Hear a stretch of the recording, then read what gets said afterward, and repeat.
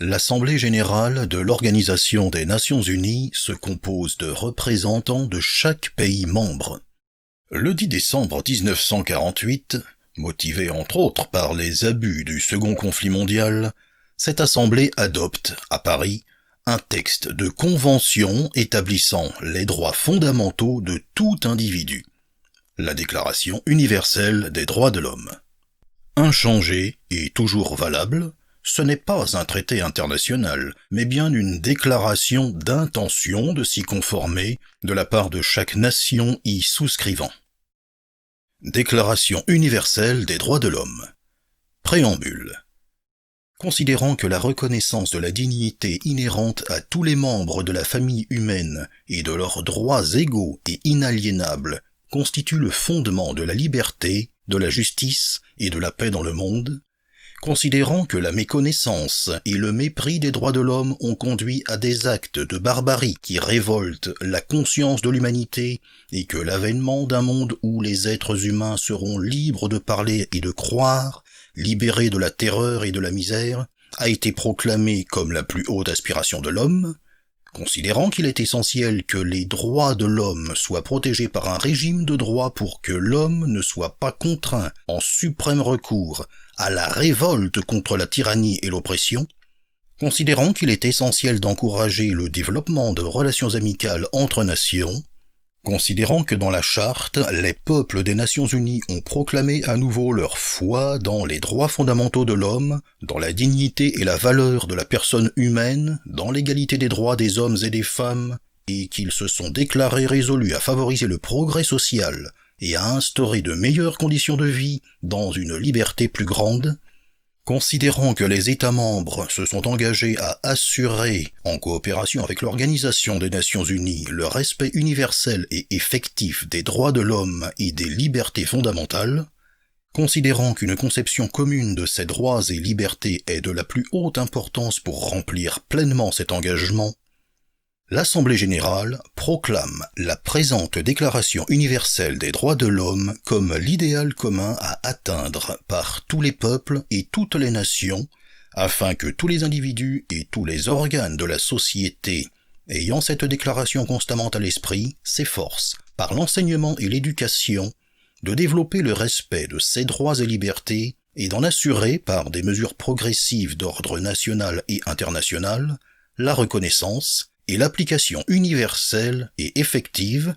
tant parmi les populations des États membres eux-mêmes que parmi celles des territoires placés sous leur juridiction. Article 1er. Tous les êtres humains naissent libres et égaux en dignité et en droit. Ils sont doués de raison et de conscience et doivent agir les uns envers les autres dans un esprit de fraternité. Article 2. Chacun peut se prévaloir de tous les droits et de toute la liberté proclamée dans la présente déclaration, sans distinction aucune, notamment de race, de couleur, de sexe, de langue, de religion, d'opinion politique ou de toute autre opinion, d'origine nationale ou sociale, de fortune, de naissance ou de toute autre situation. De plus, il ne sera fait aucune distinction fondée sur le statut politique, juridique ou international du pays ou du territoire dont une personne est ressortissante, que ce pays ou territoire soit indépendant, sous tutelle, non autonome ou soumis à une limitation quelconque de souveraineté.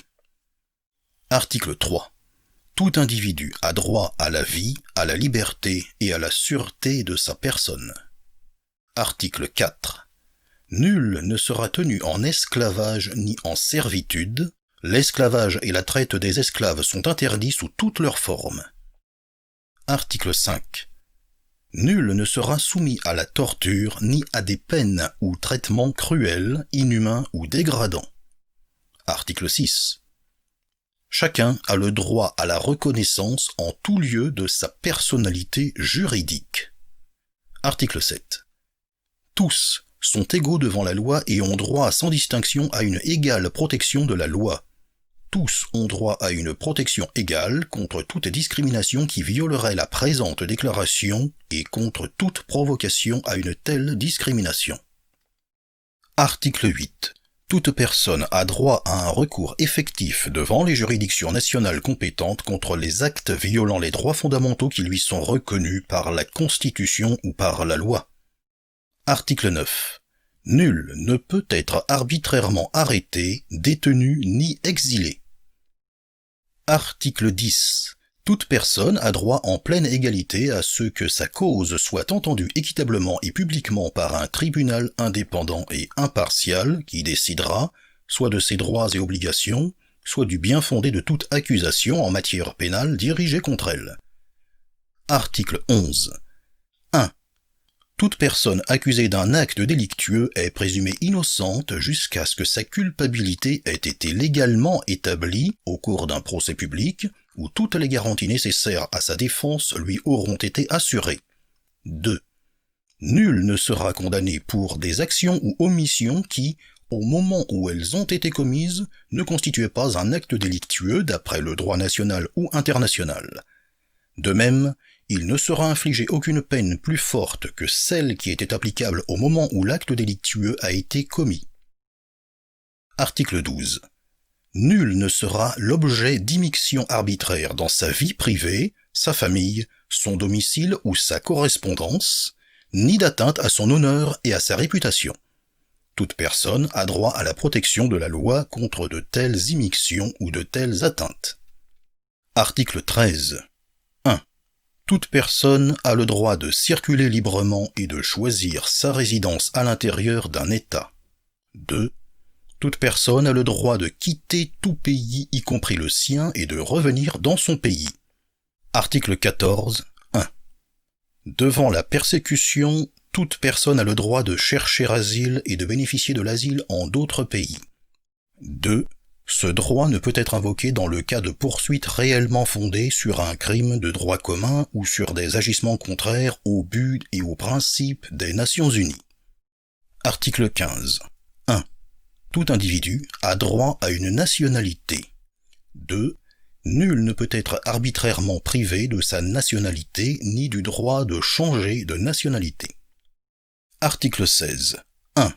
À partir de l'âge nubile, l'homme et la femme, sans aucune restriction quant à la race, la nationalité ou la religion, ont le droit de se marier et de fonder une famille. Ils ont des droits égaux au regard du mariage, durant le mariage et lors de sa dissolution. 2. Le mariage ne peut être conclu qu'avec le libre et plein consentement des futurs époux. 3. La famille est l'élément naturel et fondamental de la société et a droit à la protection de la société et de l'État. Article 17. 1. Toute personne, aussi bien seule qu'en collectivité, a droit à la propriété. 2. Nul ne peut être arbitrairement privé de sa propriété. Article 18. Toute personne a droit à la liberté de pensée, de conscience et de religion. Ce droit implique la liberté de changer de religion ou de conviction ainsi que la liberté de manifester sa religion ou sa conviction, seule ou en commun, tant en public qu'en privé, par l'enseignement, les pratiques, le culte et l'accomplissement des rites. Article 19. Tout individu a droit à la liberté d'opinion et d'expression, ce qui implique le droit de ne pas être inquiété pour ses opinions et celui de chercher, de recevoir et de répandre, sans considération de frontières, les informations et les idées par quelque moyen d'expression que ce soit. Article 20. 1. Toute personne a droit à la liberté de réunion et d'association pacifique. 2. Nul ne peut être obligé de faire partie d'une association. Article 21. 1. Toute personne a le droit de prendre part à la direction des affaires publiques de son pays, soit directement, soit par l'intermédiaire de représentants librement choisis. 2. Toute personne a droit à accéder dans des conditions d'égalité aux fonctions publiques de son pays. 3. La volonté du peuple est le fondement de l'autorité des pouvoirs publics. Cette volonté doit s'exprimer par des élections honnêtes qui doivent avoir lieu périodiquement au suffrage universel égal et au vote secret ou suivant une procédure équivalente assurant la liberté du vote. Article 22. Toute personne, en tant que membre de la société, a droit à la sécurité sociale. Elle est fondée à obtenir la satisfaction des droits économiques, sociaux et culturels indispensables à sa dignité et au libre développement de sa personnalité, grâce à l'effort national et à la coopération internationale compte tenu de l'organisation et des ressources de chaque pays. Article 23. 1. Toute personne a droit au travail, au libre choix de son travail, à des conditions équitables et satisfaisantes de travail et à la protection contre le chômage. 2. Tous ont droit sans aucune discrimination à un salaire égal pour un travail égal. 3. Quiconque travaille a droit à une rémunération équitable et satisfaisante, lui assurant ainsi qu'à sa famille une existence conforme à la dignité humaine et complétée s'il y a lieu par tous autres moyens de protection sociale. 4. Toute personne a le droit de fonder avec d'autres des syndicats et de s'affilier à des syndicats pour la défense de ses intérêts. Article 24. Toute personne a droit au repos et au loisir, et notamment à une limitation raisonnable de la durée du travail et à des congés payés périodiques. Article 25. 1. Toute personne a droit à un niveau de vie suffisant pour assurer sa santé, son bien-être et ceux de sa famille, notamment pour l'alimentation, l'habillement, le logement, les soins médicaux, ainsi que pour les services sociaux nécessaires. Elle a droit à la sécurité en cas de chômage, de maladie, d'invalidité, de veuvage, de vieillesse ou, dans les autres cas, de perte de ses moyens de subsistance par la suite de circonstances indépendantes de sa volonté. 2. La maternité et l'enfance ont droit à une aide et à une assistance spéciale. Tous les enfants, qu'ils soient nés dans le mariage ou hors mariage, jouissent de la même protection sociale. Article 26. 1. Toute personne a droit à l'éducation. L'éducation doit être gratuite, au moins en ce qui concerne l'enseignement élémentaire et fondamental. L'enseignement élémentaire est obligatoire. L'enseignement technique et professionnel doit être généralisé. L'accès aux études supérieures doit être ouvert en pleine égalité à tous en fonction de leur mérite. 2. L'éducation doit viser au plein épanouissement de la personnalité humaine et au renforcement du respect des droits de l'homme et des libertés fondamentales.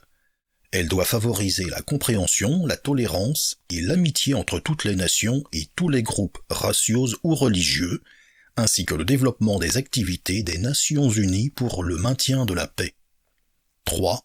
Les parents ont par priorité le droit de choisir le genre d'éducation à donner à leurs enfants. Article 27. 1. Toute personne a le droit de prendre part librement à la vie culturelle de la communauté, de jouir des arts et de participer au progrès scientifique et aux bienfaits qui en résultent. 2. Chacun a droit à la protection des intérêts moraux et matériels découlant de toute production scientifique, littéraire ou artistique dont il est l'auteur. Article 28. Toute personne a droit à ce que règne sur le plan social et sur le plan international un ordre tel que les droits et libertés énoncés dans la présente déclaration puissent y trouver plein effet. Article 29. 1. L'individu a des devoirs envers la communauté dans laquelle seul le libre et plein développement de sa personnalité est possible. 2. Dans l'exercice de ses droits et dans la jouissance de sa liberté, chacun n'est soumis qu'aux limitations établies par la loi exclusivement en vue d'assurer la reconnaissance et le respect des droits et libertés d'autrui, et afin de satisfaire aux justes exigences de la morale, de l'ordre public et du bien-être général dans une société démocratique. 3. Ces droits et libertés ne pourront en aucun cas s'exercer contrairement au but et aux principes des Nations Unies. Article 30. Aucune disposition de la présente déclaration ne peut être interprétée comme impliquant pour un État, un gouvernement ou un individu un droit quelconque de se livrer à une activité ou d'accomplir un acte visant à la destruction des droits et libertés qui y sont énoncés.